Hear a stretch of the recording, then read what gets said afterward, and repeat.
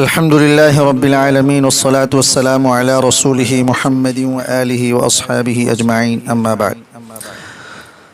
اللہ تعالیٰ نے انسانوں کی ہدایت اور ان کی اصلاح کے لیے مختلف زمانوں میں مختلف پیغمبروں کو بھیجا، جن کی تعداد 1,24,000 کے لگ بھگ تھی۔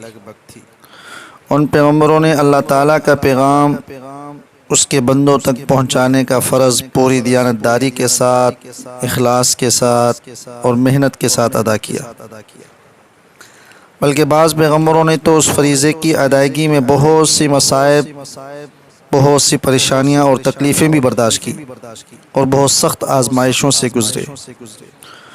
ان کی کوششوں سے جہاں انسانوں کی ایک بہت بڑی تعداد ایمان کی دولت سے مالا مال ہوئی، وہیں بہت بڑی تعداد ایسے بدبختوں کی بھی موجود رہی کہ جو اللہ رب العزت کی ہدایت کی روشنی سے فائدہ نہ اٹھا سکے اور کفر اور گمراہی کے اندھیروں میں ڈوبے رہے۔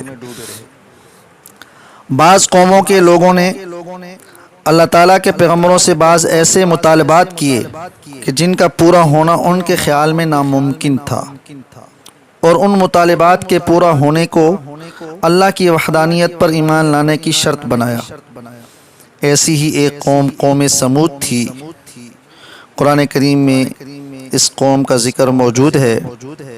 یہ قوم سمود بن عاد بن ارم بن سام بن نوح علیہ السلام کی اولاد تھی، اور اس سے پہلے قوم عاد جو اللہ رب العزت کی نافرمانیوں کی وجہ سے عذاب کا شکار ہوئی، جس کے کچھ عرصے بعد مدینہ اور شام کے درمیانی علاقے میں قوم سمود پیدا ہوئی۔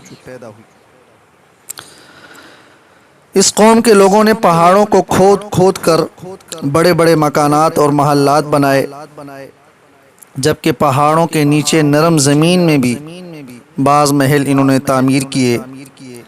گرمی اور سردی کے موسموں کے لحاظ سے ان کے الگ الگ مکانات تھے۔ قوم سمود بہت خوشحال قوم تھی، مگر یہ قوم بت پرستی اور گناہ کی دیگر باتوں میں مبتلا تھے۔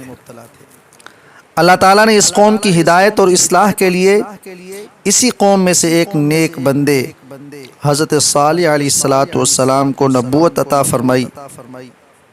حضرت صالح علیہ السلام اللہ تعالیٰ کے حکم پر قوم کو توحید کا پیغام دیتے، نیکی اور سچائی کی تعلیم دیتے، مگر لوگ اطاعت اور فرما برداری کے بجائے آپ کا مذاق اڑاتے اور آپ سے بدسلوکی کرتے۔ ایک دن قوم کے سرداروں نے حضرت صالح علیہ السلام کی سچائی کا امتحان لینے کا فیصلہ کیا۔ ان کا خیال یہ تھا کہ حضرت صالح علیہ السلام ان کے امتحان میں کبھی پورا نہ اتر پائیں گے اور حق کی تبلیغ سے باز آ جائیں گے۔ تو قوم کے ایک سردار نے حضرت صالح علیہ السلام سے کہا، اے صالح، اگر آپ فلاں پتھر سے ایک اونٹنی پیدا کریں جو خوب دودھ دے تو ہم آپ پر اور آپ کے اللہ پر ایمان لے آئیں گے اور آپ کو اللہ رب العزت کا پیغمبر تسلیم کریں گے۔ حضرت صالح علیہ السلام نے فرمایا، اگر تمہاری کہی ہوئی بات پوری ہو جائے کیا تم واقعی اپنا وعدہ پورا کرو گے؟ تو لوگوں نے کہا، بالکل ہم اپنا وعدہ پورا کریں گے۔ حضرت صالح علیہ السلام نے اللہ رب العزت سے دعا کی، اور دیکھتے ہی دیکھتے پتھر سے ایک اعلیٰ قسم کی اونٹنی نمودار ہوئی، اور اونٹنی بھی خوب موٹی اور اونچے قد کی تھی، اور اس کے ساتھ ایک بچہ بھی تھا۔ یہ معجزہ دیکھ کر قوم کا جو سردار تھا اور اس کے کچھ ساتھی تو ایمان لے آئے، مگر بہت سارے لوگ بتوں کے پجاری اب تک ایمان نہ لائے اور کفر میں ہی زندگی گزارتے رہے۔ حضرت صالح علیہ السلام کی دعا سے پیدا ہونے والی اونٹنی کو قرآن کریم میں ناقۃ اللہ کہا گیا ہے، اللہ تعالیٰ کی اونٹنی۔ اونٹنی اس قدر دودھ دیتی کہ پوری قوم کی ضرورت پوری ہو جانے کے بعد بچ بھی جاتا۔ حضرت صالح علیہ السلام نے اپنی قوم سے فرمایا، یہ اونٹنی اللہ کی طرف سے تمہارے لیے ایک نشانی ہے، جو کوئی بھی اسے بری نیت سے چھوئے گا تو اللہ رب العزت کا سخت عذاب نازل ہوگا۔ وہاں ایک گھاٹ تھا جہاں سارے جانور پانی پیتے تھے، اور اللہ رب العزت کے حکم پر حضرت صالح علیہ السلام نے باری مقرر کر دی کہ ایک دن پوری قوم کے جانور پانی پئیں گے اور دوسرے دن یہ اللہ کی اونٹنی جو ہے یہ پانی پیا کرے گی۔ یہ بات قوم کو بہت ناگوار گزری، تو قوم کے چند لوگوں نے مشورہ کیا کہ اس اونٹنی کو قتل کر دیا جائے۔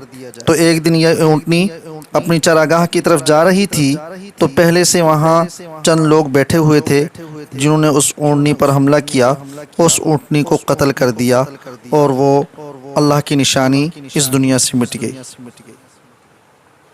اونٹنی کا بچہ ماں کو قتل ہوتا دیکھ کر آسمان کی طرف منہ اٹھا کر روتا چیختا بھاگا اور ایک پہاڑ میں جا کر کے غائب ہو گیا۔ اس کے بعد قوم کے لوگوں نے حضرت صالح علیہ السلام کو بھی قتل کر دینے کا منصوبہ بنایا، مگر حضرت صالح علیہ السلام کو اس کی خبر ہوئی اور آپ نے فرمایا، افسوس وہی ہوا جس کا ڈر تھا، اب تم اللہ کے عذاب کا انتظار کرو جو 3 دن بعد تم سب کو تباہ کر ڈالے گا۔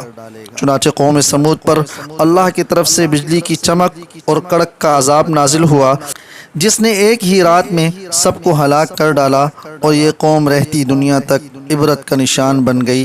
حضرت صالح علیہ السلام اور کچھ لوگ جو اللہ پر ایمان لے آئے تھے، ایک روایت کے مطابق ان کی تعداد 120 کے قریب تھی، وہ لوگ اللہ کے عذاب سے محفوظ رہے، اور باقی ہزاروں گھرانے یا خاندان جو اللہ رب العزت کے اس عذاب میں مبتلا ہو کر کے ہلاک و برباد ہو گئے۔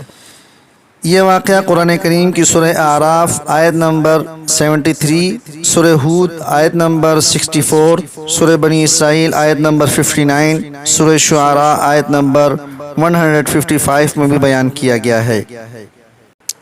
ہمیں اس واقعے سے یہ سبق ملتا ہے کہ اللہ تعالیٰ تمام جہانوں کا خالق اور مالک ہے، اور انسان کی کامیابی اور نجات صرف اللہ کے بتائے ہوئے راستے پر چلنے میں ہے، اور اللہ کی نافرمانی اور اس کے پیغمبروں کو جھٹلانے والے بہرحال دردناک عذاب سے دوچار ہوں گے۔